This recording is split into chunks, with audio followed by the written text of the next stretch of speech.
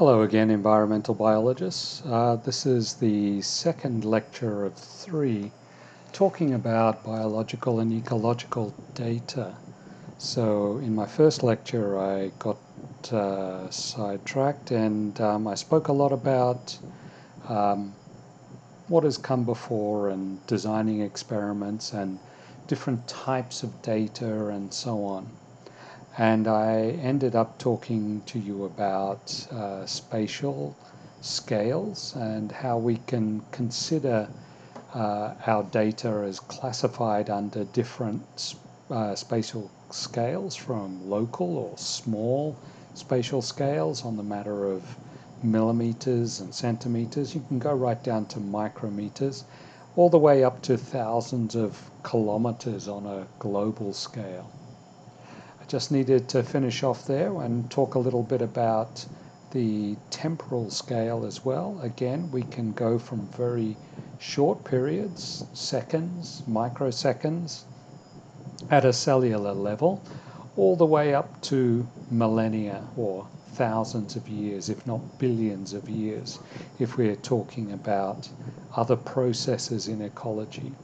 So all of these different processes, all of these different elements of ecology and environmental biology require measurement, and we need to have different ways of measuring them, and particularly as they are on a different time scale. So for instance, we need a particular instrument to measure scale on the order of micrometers. We would use a microscope. To measure scale on the order of tens of or hundreds of kilometers, we would use something like remote sensing. In the same way, for time, we would, for instance, if we were studying the beats of a wing of an insect or a fly or something like that, we could probably use something like slow motion camera, which is, or a high-speed camera, sorry, which captures thousands of frames a second, and we can then play that back at a slow enough speed so we can actually see it and study it.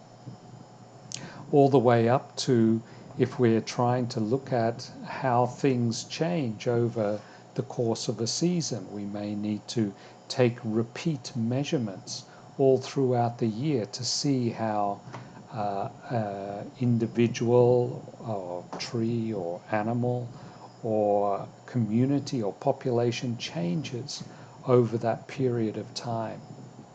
We tend to be very much constrained in our temporal measurements by the life of a particular lifespan of a particular researcher. But we've recently instituted more and more studies, like, for instance, looking at that volcano which erupted and blew its top and basically took out everything in Krakatoa, has been studied by successive people over time, so that we can understand what happens with those ecosystems. Okay, so moving along. All right, so we have lots of different processes which are relevant to the environment, environmental biology and ecology. And we've got a number of different processes here. Most of them are processes which are environmental, and they affect the biology that we're trying to look at. So atmospheric turbulence, for instance, would be like a wind burst or something like that, or maybe a depression bearing a lot of rainfall. Convection would be a rainfall event, maybe even a hurricane it would develop into. And they last at any one point on the surface of the earth for minutes, hours, okay, and seldom days. And they tend to act over a relatively small spatial scale at any point in time. So at the scale of tens of meters and kilometers. And as you move up, the other end of the scale would be on the scale of billions of years. And at the global scale, we're looking at the origin of the Earth and the origin of life on Earth, plate tectonics, and all of those things which move around and shape the habitats, the gross habitats which our organisms live in. We need to have an understanding of those, but we need to have a specific series of measurements and a particular language that we can talk about those measurements in a field such as paleontology or geology. Okay? So all of these different processes and phenomena, as they're called here, have different scales of time and space, and we need to be able to measure them. When I say we, as a human race, we need to be able to measure them and understand them. You, as a particular practicing scientist, will probably only specialize in one of these processes, but you must be aware that all of these other processes add together to your process to make up the whole picture of how life developed on Earth, how it persists on Earth, and how it is being constantly impacted on Earth.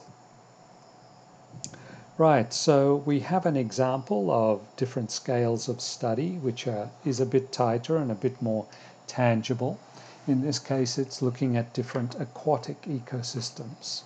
At the larger scale, we have here on the left, and the smaller scale we have here on the right. The larger scale, this represents a whole watershed, so much like the Kora River flows out of the northern range, and all the slopes leading down to the valley and leading down to the actual Kora River is the watershed. And everything which goes on within that watershed influences that stream and that river. So if we are studying the Kora River, one way in which we can study it is to study the whole watershed. And we can do that, as I've said previously, at the scale of hundreds of square kilometers and scales of tens of kilometers across length and breadth of the watershed. So we would use instruments like aerial photography or satellite imagery, remote sensing, in other words, to study that whole watershed. We would be particularly interested in what happens to the land use in that watershed. When it changes, how does it influence the stream? But we would need to study that over a large scale. The next step down would be a segment of the stream, and we could measure that segment and measure properties of that segment. For instance, flow rates, for instance, the level of the water, how high it is, how low it is. We could measure the turbidity over the whole part of that whole segment of that system. And we can learn things about the stream which we cannot learn over a whole watershed scale, which can be very important in managing this river, this Kora River or whatever river watercourse we're talking about. And that would be over the scale of hundreds of meters, so maybe about a kilometer length of river or something like that. The next step down on the scale would be to take a particular stretch of that river. We call it a reach, I guess. There's the reach system.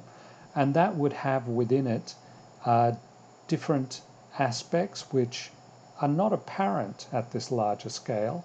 Like, for instance, when the river twists, it may form a pool here, it may form a area where the water riffles over a relatively flat area in a shallow manner. There may be a fall of debris over the river, causing a slight damming of the water. Okay, so all of these things change the nature of this water course, and at this scale you can see the variation in it, and that variation may be appropriate for the particular organism that you're studying. It may be, for instance, a fish which needs pools or something like that, or a fish which needs pools but riffles also to feed in, and a pool to shelter in. Okay, it may need a debris dam to reproduce. So this scale may be appropriate for the particular study that you're looking at. Again, you would probably use tools like seine netting, electrofishing, flow meters, turbidity discs, and so on to measure this part of the stream, the biota in it, and also the environment that you find, the environmental character, water temperature, turbidity, flow rate, and so on. Something like an aerial photo or satellite imagery would probably not be of much use at this particular scale. Okay, so quite often the measurement techniques tend not to be transferable between the scales. Sometimes they are, but sometimes they are not.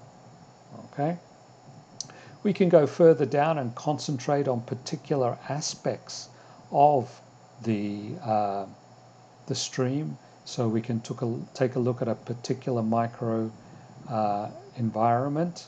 It could be a pool with the leaf and debris at the margins and at the bottom of the pool. Could be sand and silt deposited over the center of the pool.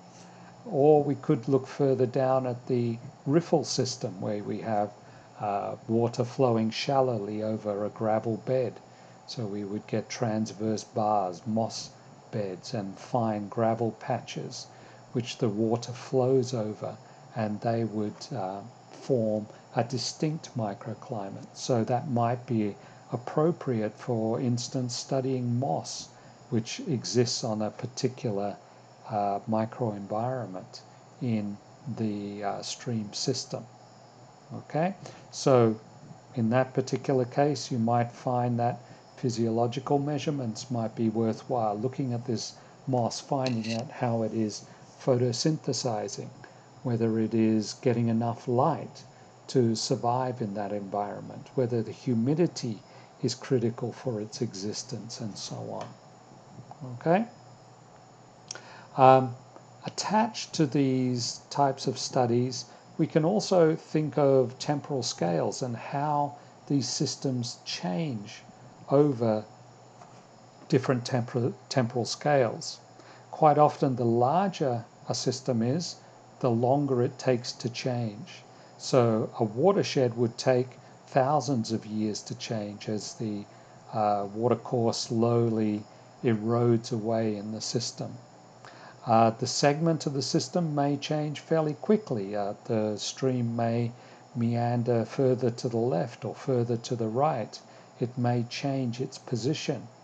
It may get blocked. It may get captured by another stream coming in from the side. Okay, and a reach system may change even more quickly. A debris dam may block it at any point, and that would last for a period of a couple of months or so on, and then it is gone again. A flood may come through the river and change the nature of the pools and the riffle system by scouring out the channel or something like that. So things would change relatively quickly. So we go from change over a course of thousands of years to change over the course of a couple of months even a few days if the level of the river goes up and down quickly. Okay, so we would tend to get differences in time scale as well as the spatial scale. And that can be related to many other different ecosystems, even forest ecosystems and so on. All right, so moving away from scale, I want to talk in the remainder of this little recorded lecture a little bit about the levels of organization of life.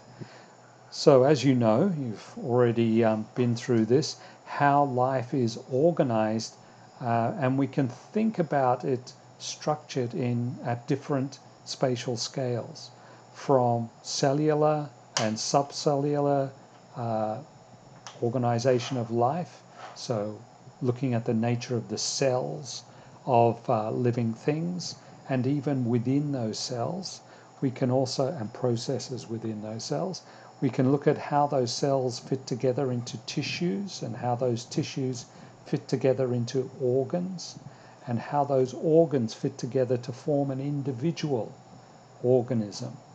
Okay, and once we have an organism, all those organisms of the same species can fit together to form a population. Okay, and a population is probably quite important for measurement and so on, but understanding how that population shrinks and grows may be dependent on studying individuals and organisms. Okay, and if we're looking at effects of the environment, the effects of the environment may act on individuals and organisms at a cellular or subcellular level. So, for instance, pollution may poison fish, and we would only see how that poison works, what the mechanism behind it is at the cellular and subcellular level. So we would have to take out scrapes of a fish, take out individual cells, and subject them to different levels of pollution and see what happens to them. Okay? And finally, populations of single species all get together and with other populations of other species to form a community, which all together with the environment form the ecosystem. So we have our different levels of organization, hierarchically arranged in a spatial sense, from very small to quite large on the scale of kilometers and so. Again, we need different measurement techniques, different instruments, different equipment to measure the different levels. But we need to understand that each level is important to tell the story of the overall whole. And maybe if we have some sort of issue or problem that we're trying to solve, so it may be a natural resource problem, then we may need to go for one particular level or another. Okay? So we have our different biological levels of organization, and we can get different questions or studies which use these different levels. Okay, so we can use molecular biology techniques to characterize genetic diversity within a species. So if we are concerned with conservation of a species, for instance, we need to understand how genetically diverse it is so that we would know how well it could potentially respond to changes in the environment, in its habitat. So we use subcellular methods to examine the DNA in individuals within the population. And from that we can tell how diverse the genetic makeup of that population is. Okay, we may need to identify how abiotic conditions and pollutants affect the physiology and anatomy of organisms. That's probably the most basic effect of looking at pollutants, and that would allow us to understand what effects pollution may have on a population, and whether it affects the distribution, size, density, and the demographics of that population. We may just look at the population in general. If we have a rare or endangered species and we're not really thinking about it being threatened by pollution or poisoned by pollution or anything like that. We just simply want to know how its population is going. We would describe that population in terms of how big it is, where it occurs, the density of individuals within that population, and how the population is changing with birth and death over time, immigration and emigration. We may combine different levels to try and predict the consequences of different stresses on a particular species or community. So we would jump from looking at abiotic conditions and how they affect physiology, anatomy, or behavior, and predict what effect this will have on populations in terms of distribution, size, density, and demographics over time, and therefore predict what is going to happen to that species with the pollution or the changes of environment. So this is particularly important at the global scale when we're talking about global climate change. What is going to happen to these species as the temperature warms and all of the different ecological processes change over time? Things may be hotter, there will be rain, there may be more rainfall, etc., etc. So be aware that there are lots of different levels of organization in biology, as you already know, and we need different techniques and instruments to measure those things. And the question that we're trying to answer may lead us into studying any one of these different levels of organization of biology. Because of the nature of science these days, however, scientists will generally choose one of these levels of organization, learn all the techniques to study organisms at that scale and specialize in it. And they tend not to move outside of that particular level of organization. So once a molecular biologist, always a molecular biologist. Once a population demographer, always a population demographer. It simply gets too difficult to learn all the new techniques and equipment that you need to play the game at a different level of biological organization.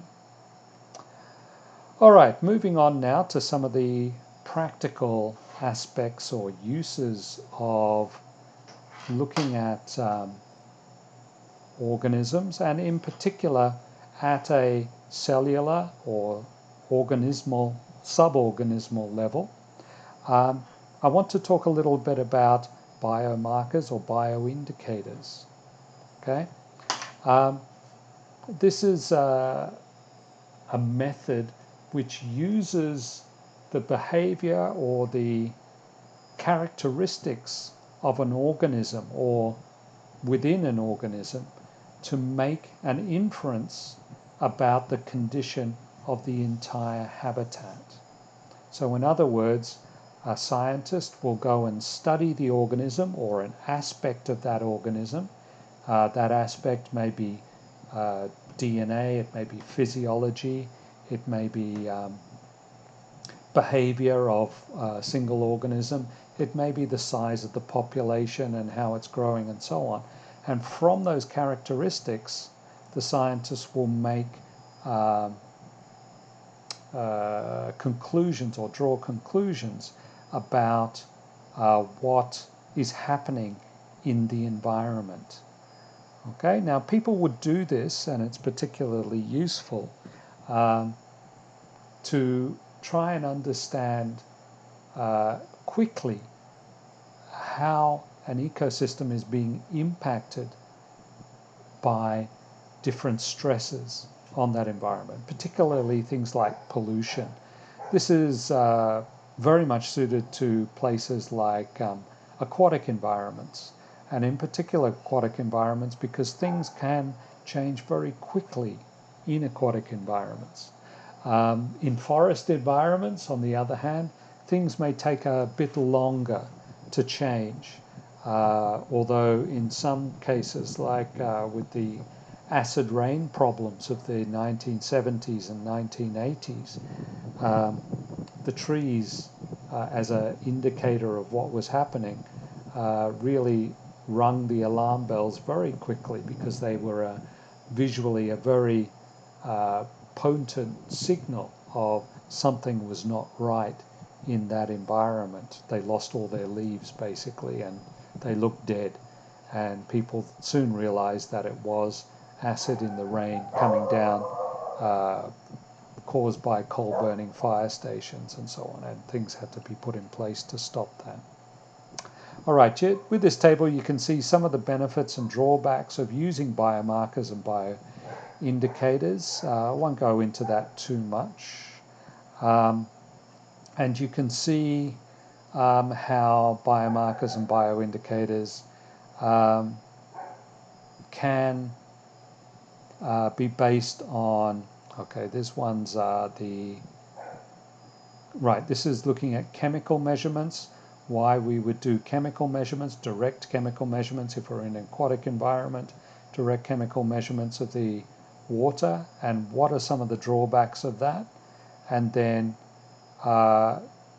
instead of measuring directly the environment, measure the biota itself and what are some of the benefits of that, but also some of the drawbacks as well. Some of the benefits of using the biota to measure what is happening in the overall habitat is that whatever changes there are in the organism are obviously going to be of great ecological relevance because it's changing the life, it's changing the ecosystem, and we can see that. So even if we measure the water and we find that nitrogen in the water is going up alarmingly, if, however, when we look at the animals in that stream and we find that they're not basically affected at all, their populations are the same, their physiology is the same,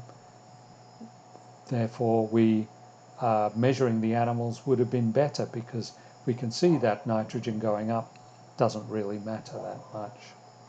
Okay? All right, so biomarker bioindicators, they're basically changes in a biological characteristic of an organism, whether it's biochemical, physiological, or ecological, that is measurable by instrumentation in a biological system. And a bioindicator tends to be a bit more vague and fuzzy, but you can still see that there is something changing, okay, at some sort of level, whether it's biochemical, physiological, ecological, etc. It may be in a much more semi-quantitative way, however. Other workers have used these definitions of biomarkers and bioindicators.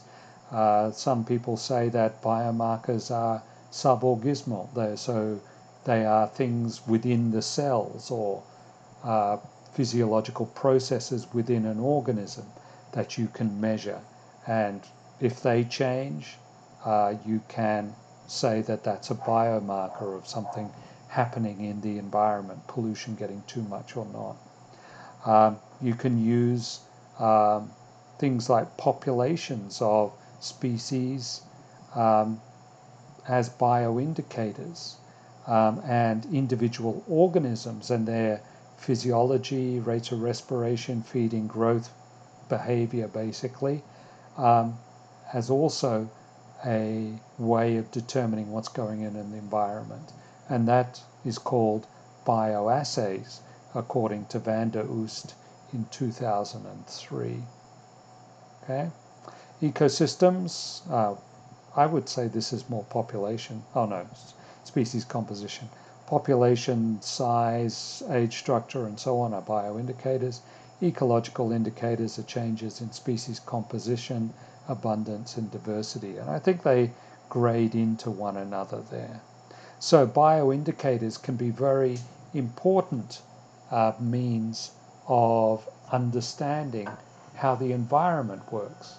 So it's sort of flipping things around. So instead of trying to understand how the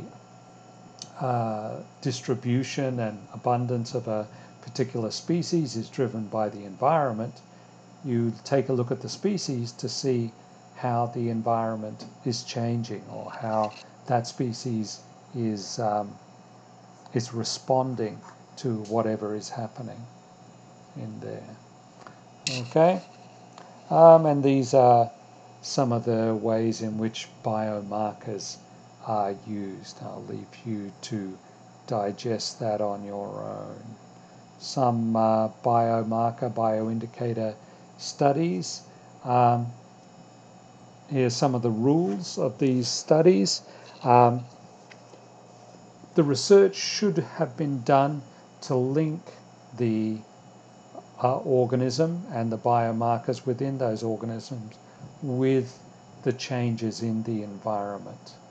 Okay, so you need to have done enough research. It may be sort of like controlled experiments where you take an organism and you stick it in water of different pollution levels, and you see what its behavior is like or what its physiology is like, how things change in the organism.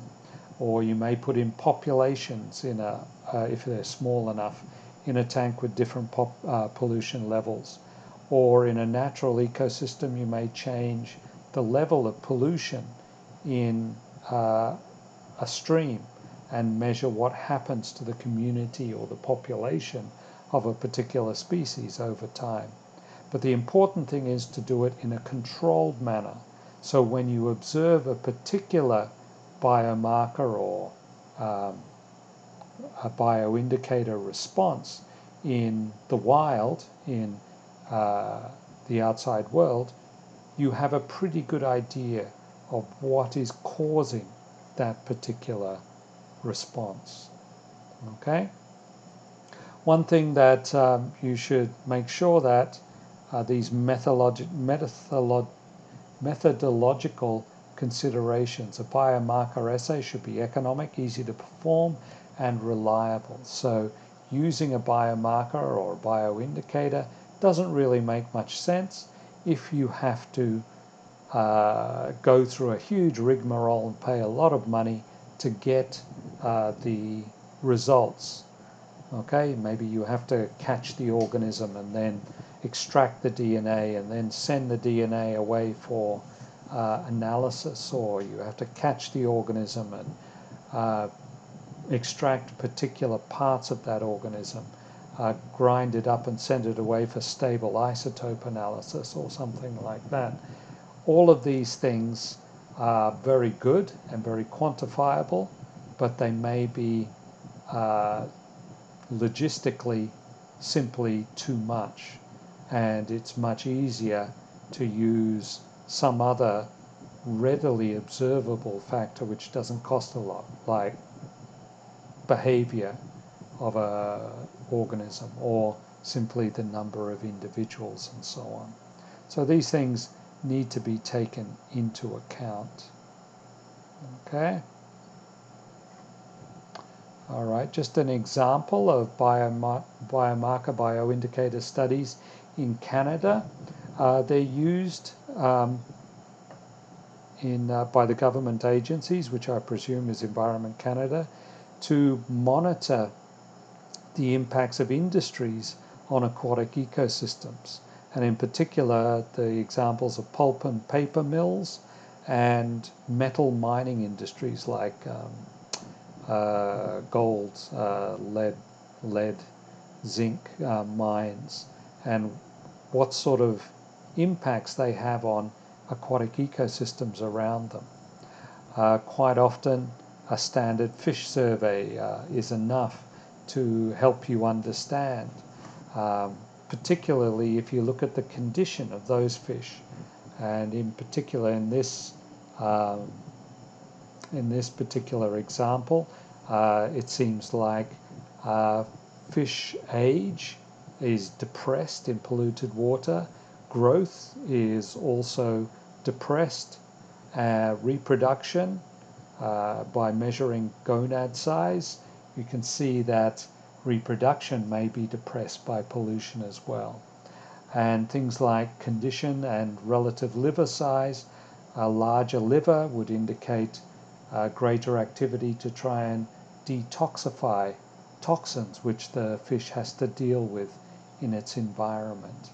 So, in this case, looking at the fish can tell whether the environment is being polluted by these industries or not, as the case may be. All right, so here we go with the omics now. So moving on from biomarkers, bioindicators, onto transcriptomics, proteomics, and metabolomics. These are fairly new systems, and they're basically looking at DNA, protein suites, and metabolisms to understand what is happening with an organism and what is happening with its environment. Okay? So these things are very sensitive to environment, and they can change very rapidly if something bad happens in the environment. So transcriptomics, proteomics, and metabolomics are all very interesting fields of study to help try and understand how organisms respond to changes in their environment. Could be things like pollution, or it could be just natural changes in the environment, changing these different things.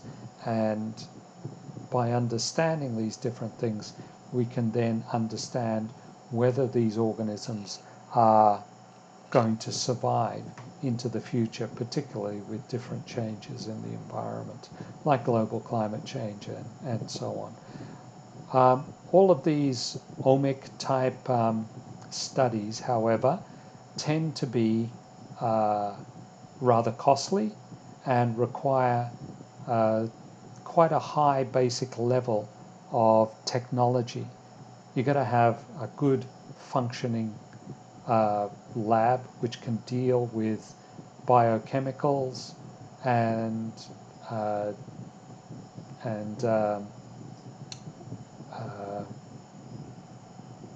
DNA extraction and DNA study and even RNA work. And RNA is particularly tricky to deal with. So you need to have instruments and equipment such as -80 freezers, which are pretty difficult to run if you don't have a very good, stable power supply, as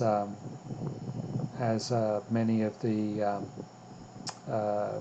molecular biologists in Department of Life Science can attest to. Okay, so the omics are a good thing, very sensitive, probably the way of the future, but they do tend to be expensive and require very high capacity of equipment and skills for people to be able to use. All right, moving on now.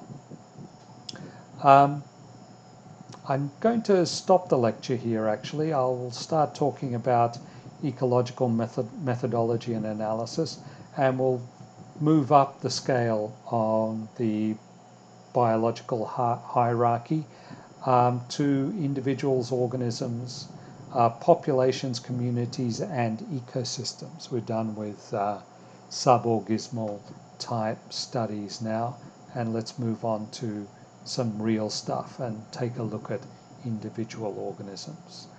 Okay, So I will talk to you about all of this on Monday. All right. Thank you very much for listening.